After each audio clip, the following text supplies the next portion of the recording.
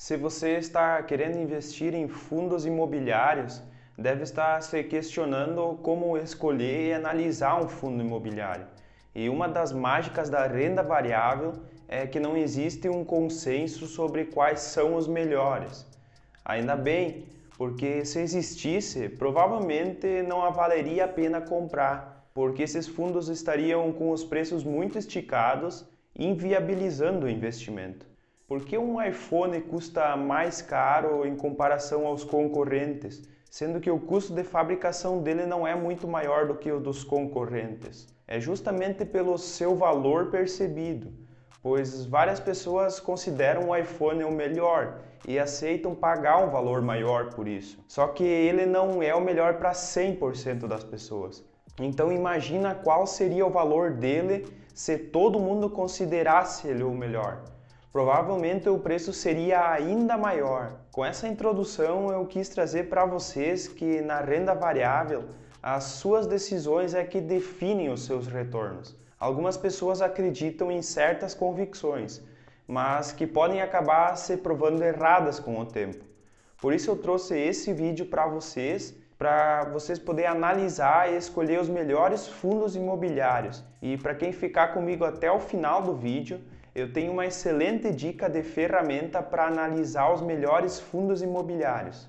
Então, se você tem interesse nesse tema, já deixa o like, se inscreve no canal e ativa o sininho para continuar acompanhando todos os meus vídeos, porque eu busco trazer sempre um compilado do melhor conhecimento para ajudar vocês a investirem melhor. Os fundos imobiliários são investimentos que trazem rendimentos mensais, com algumas exceções para momentos como esse, com a crise que estamos vivendo atualmente, onde alguns não estão pagando, principalmente no setor de shopping. Por isso, a primeira dica que eu considero fundamental é a diversificação, porque existem fundos imobiliários monoativos, ou seja, que só tem um ativo, como por exemplo o fundo Torre Almirante, com o código ALMI11, que tem somente um ativo no Rio de Janeiro. Também existem os fundos monoinquilinos, como por exemplo o BB Progressivo, do código BBPO11, onde todos os imóveis estão alugados para agências do Banco do Brasil. Esses fundos apresentam um risco maior por causa da concentração em um só empreendimento, como é o caso de um monoativo ou que está alocado só para um inquilino, como é o caso de um monoinquilino. Esses dois fundos, por exemplo, estão passando por dificuldades justamente pelo modelo deles. Então, para diminuir esse risco, é importante que o investidor invista em mais de um fundo imobiliário, e eu ainda prefiro fundos que não sejam monoativos ou monoinquilinos. Mas isso vai de acordo com o perfil de cada investidor. No card acima eu deixei o vídeo que fiz com todos os meus ativos. Nele vocês podem ver que eu só tenho o fundo ABCP11, que é monoativo. Todos os demais contam com vários imóveis e inquilinos. É importante lembrar que nada disso é recomendação de compra. Eu estou apenas dando exemplos para ajudar no entendimento.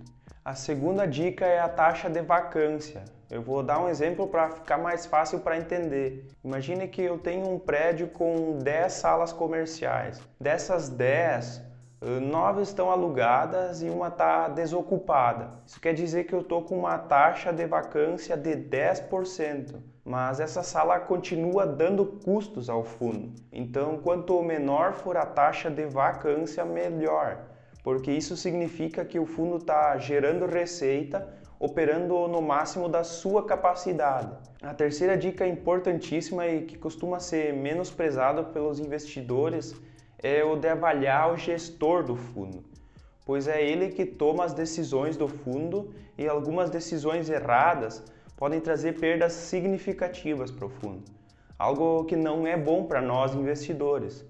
Por isso é fundamental conhecer o histórico do gestor, pois um gestor pode não conseguir os mesmos resultados que o gestor anterior, e assim o fundo pode trazer perdas aos cotistas. A quarta dica é o dividend yield. Esse costuma ser um ponto superestimado pelos investidores e que pode esconder algumas armadilhas. mas ser bem avaliado é de extrema importância. O dividend yield nada mais é do que os dividendos distribuídos em relação ao preço da cota. Então, por exemplo, se um fundo distribui de rendimentos 10% ao ano e a cota do fundo ficou cotada em R$100, isso quer dizer que esse fundo teve um dividend yield de 10% ao ano. É preciso ter muito cuidado ao analisar esse indicador. Ele pode esconder uma grande armadilha. Se um fundo vender um dos seus prédios, por exemplo, ele pode acabar distribuindo aos acionistas o lucro dessa operação e assim aumentar o dividend yield no período. O problema é que esse percentual ele é momentâneo e depois o fundo não vai continuar entregando esse resultado. Também é preciso tomar cuidado com alguns fundos que estão em período de renda garantida. Durante esse período pré-definido pelo fundo, é distribuído aos acionistas um percentual fixo e que sai direto do caixa do fundo. Então, assim que esse período passar, o rendimento pode mudar drasticamente. A quinta dica é o P sobre VPA, que é a relação entre o preço da cota com o valor patrimonial por cota. Digamos que você vai comprar um carro e o vendedor oferece o carro por R$30 mil e a FIPE dele está a R$40 mil. Aqui tem uma oportunidade de comprar um carro por 75% do valor, ou 0,75% do valor patrimonial. Então, se você compra o carro e não interessa quanto você pagou, esse carro vale R$40 mil. Mas se acontecesse o contrário, o vendedor ofereceria o mesmo carro por R$60 mil. Nesse caso, o vendedor está pedindo 150% do valor do carro. Aí cabe a você entender se vale a pena pagar mais caro, se existe uma possibilidade de upside e esse carro valorizar com o tempo. No meu caso, eu costumo não pagar mais do que 1,5% do valor patrimonial. Quanto menor esse indicador, melhor.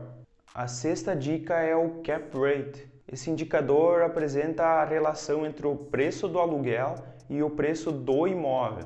Eu vou dar um exemplo. O imóvel que custa 10 milhões e tem um aluguel de R$300 mil. Então o cap rate desse imóvel é de 0,03. E o outro fundo tem um imóvel de 10 milhões e aluga o imóvel por R$350 mil. Assim, o cap rate desse imóvel é de 0,035%. Ou seja, esse segundo fundo tem um imóvel com cap rate maior. E se os dois têm o mesmo valor patrimonial, é vantajoso investir no segundo, vocês concordam? Mas cuidado ao fazer essa análise. Não adianta você comparar um fundo híbrido com um fundo de shoppings, por exemplo. É importante fazer essa comparação com fundos do mesmo setor. A sétima dica é o segmento do fundo. Alguns segmentos apresentam um risco maior, enquanto outros tendem a crescer nos próximos anos. O surgimento dos bancos digitais está causando mudanças aos bancos tradicionais e a tendência é que no futuro as agências físicas diminuam ou até deixem de existir. Além disso, o home office deve crescer, o que traz dúvidas sobre o segmento de lajes corporativas, por exemplo.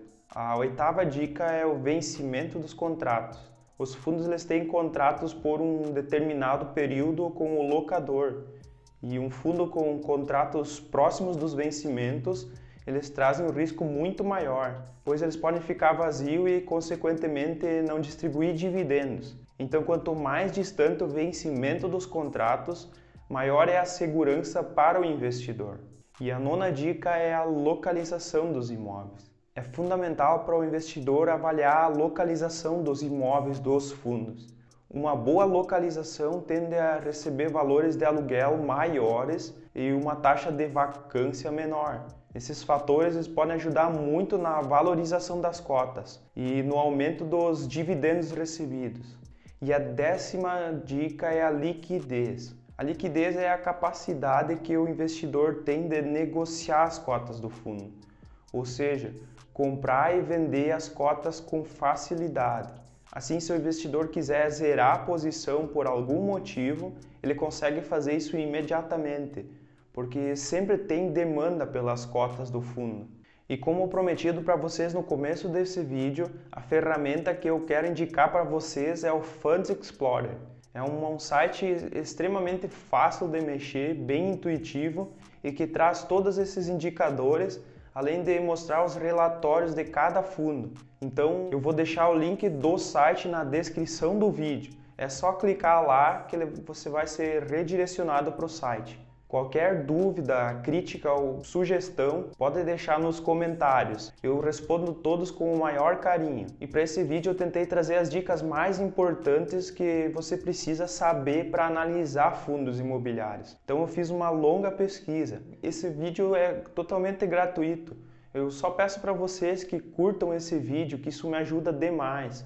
Se vocês gostam do conteúdo, se inscrevam no canal, isso me motiva a criar mais conteúdo desse tipo para ajudar vocês. Ativem o sininho da notificação para continuar recebendo todos os avisos quando sai vídeo novo e compartilha com seus amigos que ainda não sabem sobre essas grandes dicas. Até a próxima e tchau!